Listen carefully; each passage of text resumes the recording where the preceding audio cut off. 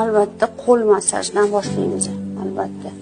Oldin yumshatib, bo'yin qismlar, yelka qismlar, kureyni teylari, bular eng muhim tochkalar mana. Buni yumshatib olishimiz kerak.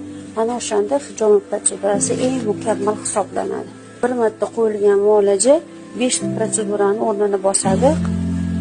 Qo'l massajidan, banishli massajdan tashqari vibra massaj qilinadi. Apparat yordamida vibrat massajda tanada vibratsiya bo'lgandan keyin qon aylanishi tezlashadi, nuqtalarning ishlashi yaxshi bo'ladi.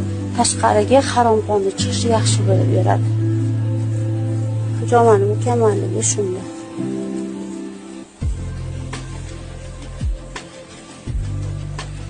Simptomimizda doimiy bosh og'riq, doimiy davleniya dori ichish, bitta banka 10 ta nuqtaga 10 ta kasallikka javob beradi.